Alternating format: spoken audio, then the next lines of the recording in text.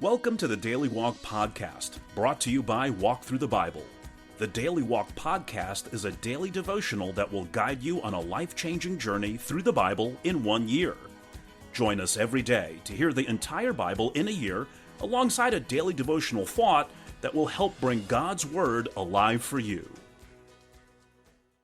Today's Daily Walk devotion comes from Judges chapters 17 through 21. These closing chapters of Judges provide graphic snapshots of the spiritual and moral degeneration of a nation in which everyone did as he saw fit. Chronologically, these events belong with chapter 3, but thematically they form a fitting conclusion to the book. The spiritual decline is illustrated by Micah, who carves his own idol, consecrates his own son as a priest, and hires a traveling Levite to minister on his behalf. The tribe of Dan confiscates both the idol and the priest to serve their own interests instead. The story of the Levite and his concubine is a grisly flashback to the days of Sodom and Gomorrah. In the ensuing civil war, the tribe of Benjamin is decimated, and efforts to repopulate it result in little more than anarchy. Let's listen to Judges chapters 17 through 21. Judges 17. Now a man named Micah from the hill country of Ephraim said to his mother, "The 1,100 shekels of silver that were taken from you, and about which I heard you utter a curse, I have that silver with me, I took it." Then his mother said, "The Lord bless you, my son." When he returned the 1,100 shekels of silver to his mother, she said, "I solemnly consecrate my silver to the Lord for my son to make an image overlaid with silver. I will give it back to you." So after he returned the silver to his mother, she took 200 shekels of silver and gave them to a silversmith, who used them to make the idol. And it was put in Micah's house. Now this man Micah had a shrine, and he made an ephod and some household gods, and installed one of his sons as his priest. In those days Israel had no king. Everyone did as they saw fit. A young Levite from Bethlehem in Judah, who had been living within the clan of Judah, left that town in search of some other place to stay. On his way he came to Micah's house in the hill country of Ephraim. Micah asked him, "Where are you from?" "I'm a Levite from Bethlehem in Judah," he said, "and I'm looking for a place to stay."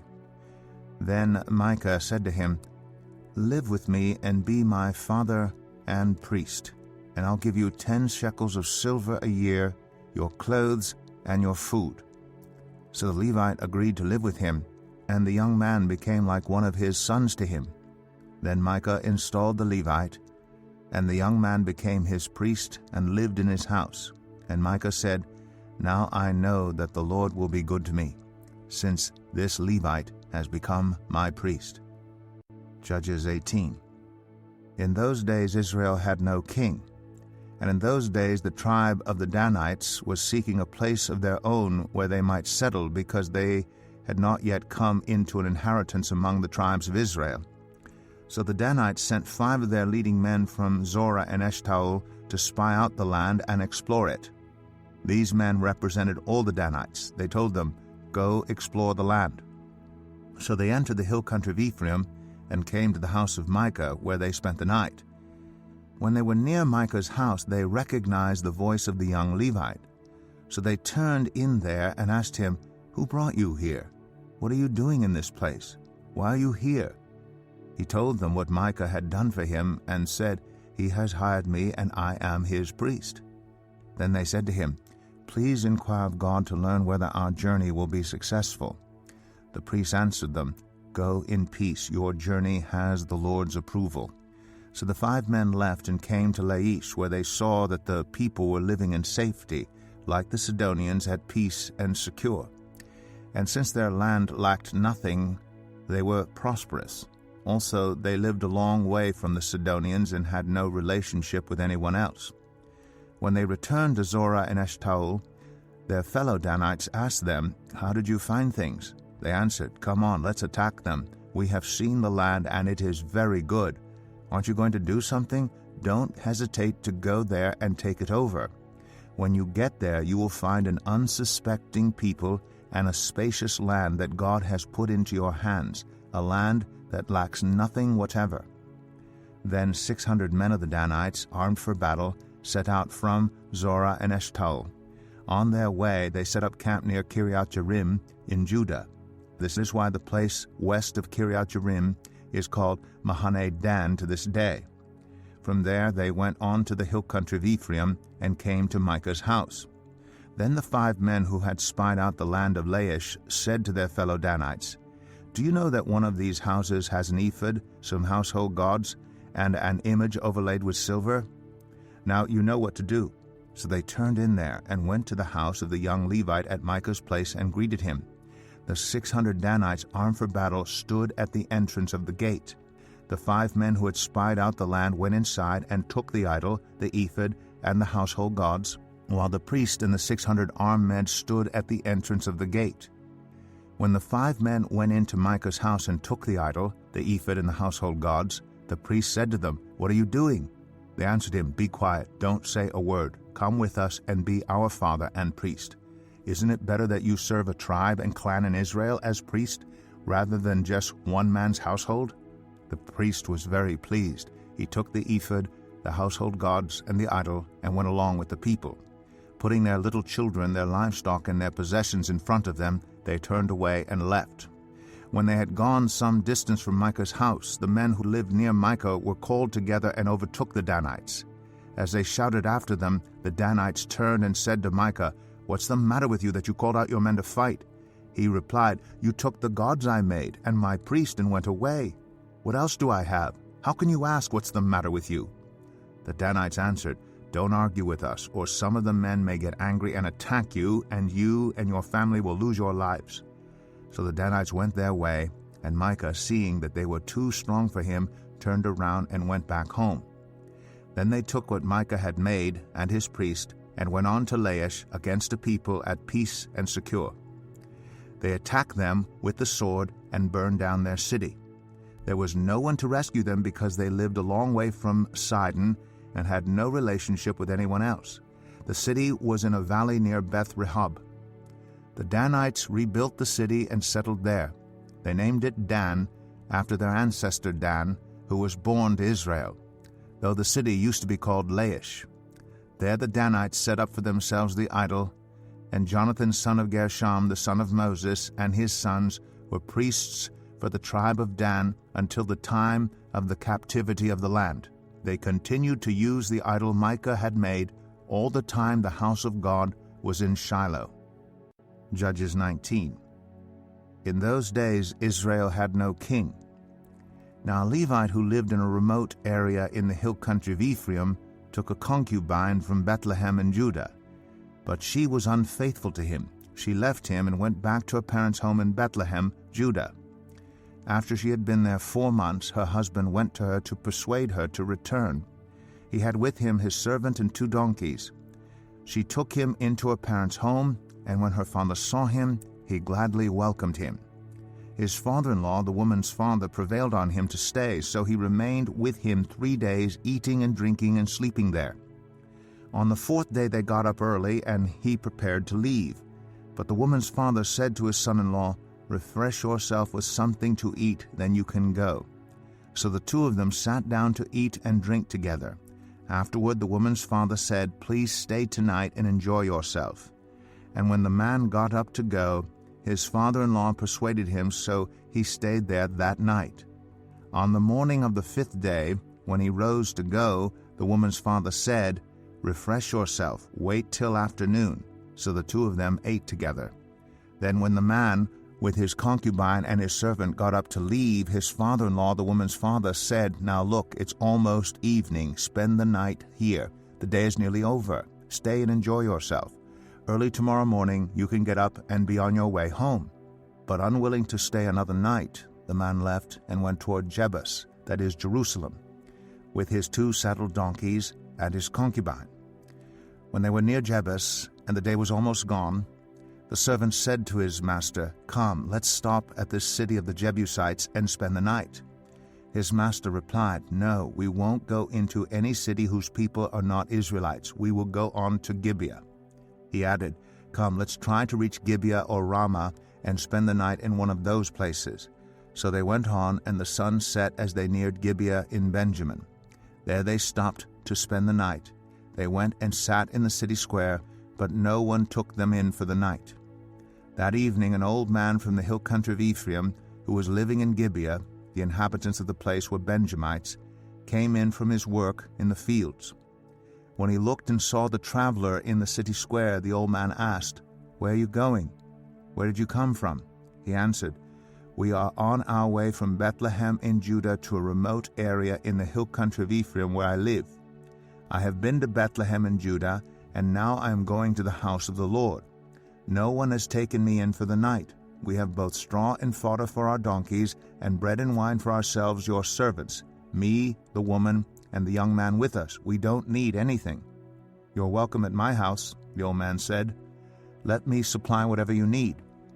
Only don't spend the night in the square." So he took him into his house and fed his donkeys. After they had washed their feet, they had something to eat and drink. While they were enjoying themselves, some of the wicked men of the city surrounded the house, pounding on the door. They shouted to the old man who owned the house, "Bring out the man who came to your house so that we can have sex with him." The owner of the house went outside and said to them, "No, my friends, don't be so vile. Since this man is my guest, don't do this outrageous thing. Look, here is my virgin daughter and his concubine. I will bring them out to you now, and you can use them and do to them whatever you wish. But as for this man, don't do such an outrageous thing." But the men would not listen to him. So the man took his concubine and sent her outside to them, and they raped her and abused her throughout the night, and at dawn they let her go. At daybreak the woman went back to the house where her master was staying, fell down at the door, and lay there until daylight. When her master got up in the morning and opened the door of the house and stepped out to continue on his way, there lay his concubine, fallen in the doorway of the house with her hands on the threshold. He said to her, "Get up, let's go." But there was no answer. Then the man put her on his donkey and set out for home. When he reached home, he took a knife and cut up his concubine, limb by limb, into 12 parts, and sent them into all the areas of Israel. Everyone who saw it was saying to one another, "Such a thing has never been seen or done, not since the day the Israelites came up out of Egypt." Just imagine. We must do something, so speak up. Judges 20. Then all Israel from Dan to Beersheba and from the land of Gilead came together as one and assembled before the Lord in Mizpah. The leaders of all the people of the tribes of Israel took their places in the assembly of God's people, 400,000 men armed with swords. The Benjamites heard that the Israelites had gone up to Mizpah. Then the Israelites said, "Tell us how this awful thing happened." So the Levite, the husband of the murdered woman, said, "I and my concubine came to Gibeah in Benjamin to spend the night. During the night the men of Gibeah came after me and surrounded the house, intending to kill me. They raped my concubine, and she died. I took my concubine, cut her into pieces, and sent one piece to each region of Israel's inheritance, because they committed this lewd and outrageous act in Israel. Now all you Israelites, speak up and tell me what you have decided to do." All the men rose up together as one, saying, "None of us will go home. No, not one of us will return to his house. But now this is what we'll do to Gibeah. We'll go up against it in the order decided by casting lots. We'll take 10 men out of every 100 from all the tribes of Israel, and 100 from 1,000, and 1,000 from 10,000 to get provisions for the army. Then, when the army arrives at Gibeah in Benjamin, it can give them what they deserve for this outrageous act done in Israel." So all the Israelites got together and united as one against the city. The tribes of Israel sent messengers throughout the tribe of Benjamin, saying, "What about this awful crime that was committed among you? Now turn those wicked men of Gibeah over to us, so that we may put them to death and purge the evil from Israel." But the Benjamites would not listen to their fellow Israelites. From their towns they came together at Gibeah to fight against the Israelites. At once the Benjamites mobilized 26,000 swordsmen from their towns, in addition to 700 able young men from those living in Gibeah. Among all these soldiers there were 700 select troops who were left-handed, each of whom could sling a stone at a hair and not miss. Israel, apart from Benjamin, mustered 400,000 swordsmen, all of them fit for battle. The Israelites went up to Bethel and inquired of God. They said, "Who of us is to go up first to fight against the Benjamites?" The Lord replied, "Judah shall go first." The next morning the Israelites got up and pitched camp near Gibeah. The Israelites went out to fight the Benjamites and took up battle positions against them at Gibeah. The Benjamites came out of Gibeah and cut down 22,000 Israelites on the battlefield that day. But the Israelites encouraged one another and again took up their positions where they had stationed themselves the first day. The Israelites went up and wept before the Lord until evening, and they inquired of the Lord. They said, "Shall we go up again to fight against the Benjamites, our fellow Israelites?" The Lord answered, "Go up against them." Then the Israelites drew near to Benjamin the second day. This time when the Benjamites came out from Gibeah to oppose them, they cut down another 18,000 Israelites, all of them armed with swords. Then all the Israelites, the whole army, went up to Bethel, and there they sat weeping before the Lord. They fasted that day until evening and presented burnt offerings and fellowship offerings to the Lord. And the Israelites inquired of the Lord. In those days the ark of the covenant of God was there, with Phinehas son of Eleazar the son of Aaron ministering before it. They asked, "Shall we go up again to fight against the Benjamites, our fellow Israelites, or not?" The Lord responded, "Go, for tomorrow I will give them into your hands." Then Israel set an ambush around Gibeah. They went up against the Benjamites on the third day and took up positions against Gibeah as they had done before. The Benjamites came out to meet them and were drawn away from the city. They began to inflict casualties on the Israelites as before, so that about 30 men fell in the open field and on the roads, the one leading to Bethel and the other to Gibeah. While the Benjamites were saying, "We are defeating them as before," the Israelites were saying, "Let's retreat and draw them away from the city to the roads."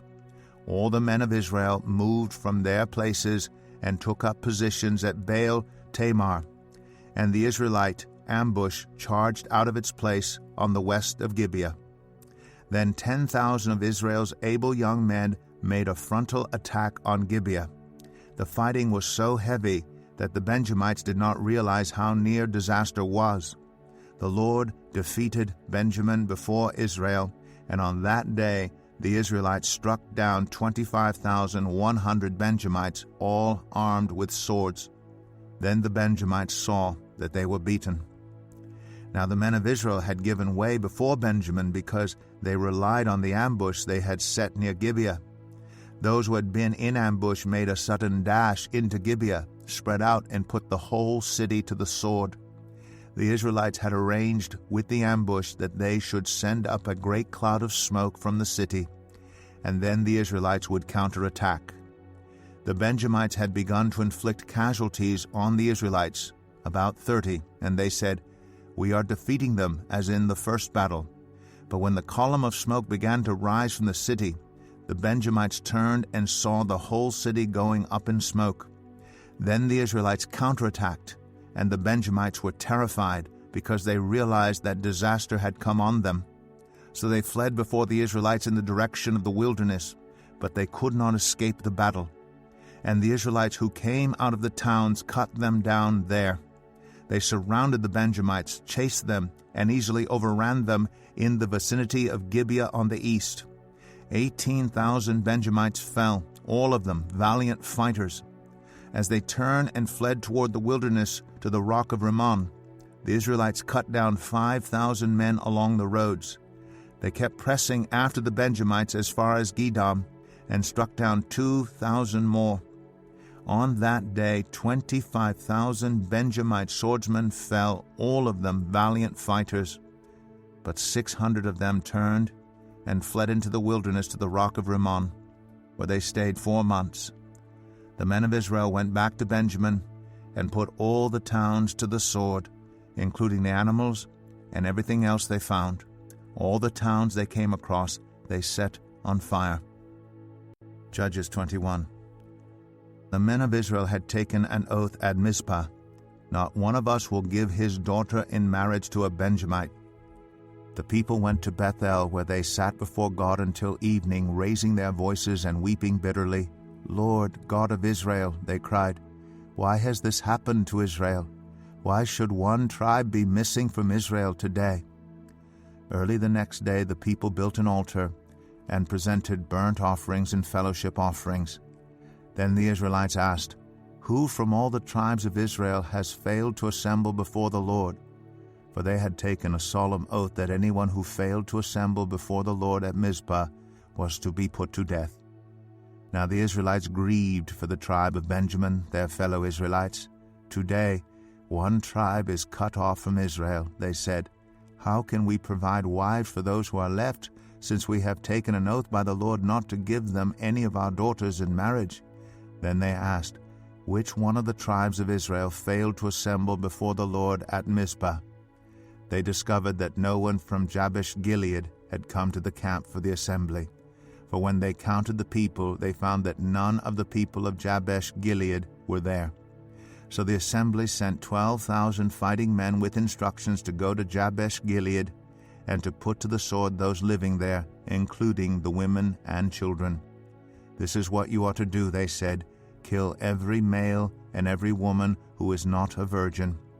They found among the people living in Jabesh Gilead 400 young women who had never slept with a man, and they took them to the camp at Shiloh in Canaan.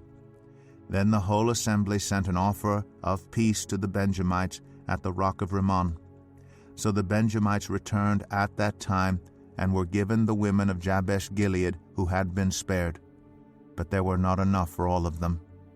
The people grieved for Benjamin, because the Lord had made a gap in the tribes of Israel. And the elders of the assembly said, "With the women of Benjamin destroyed, how shall we provide wives for the men who are left? The Benjamite survivors must have heirs," they said, "so that a tribe of Israel will not be wiped out. We can't give them our daughters as wives, since we Israelites have taken this oath.